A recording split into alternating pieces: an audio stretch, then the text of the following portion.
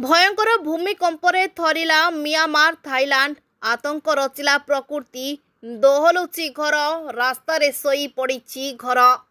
भुशुड़िला निर्माणाधीन कोठा आखि पिछुड़ा के भांगिला कोठा उछुलुची स्विमिंग पूल भୟରେ दौड़ुछंती लोके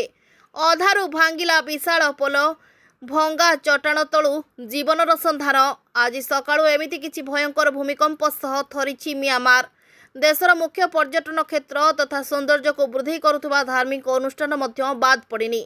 बड़ बड़ धार्मिक स्थल उपरे पड़ी भूकंपर बड़ प्रभाव एबे सुधा शताधिक लोक निखोज थिबा सूचना मिली केवल म्यांमार नुहे थाईलैंड एवं भारत में मध्य भूमिकंप झटका अनुभूत होईछि स्थिति को देखि उभय देश में विमान बंदर रेल चलाचल बंद करा सह लागिछि इमरजेंसी तेबे भारत में कौनसी प्रकार बड़ क्षयक्षति एबे सुधा सूचना मिलिनी। Bureau report Odisha digital.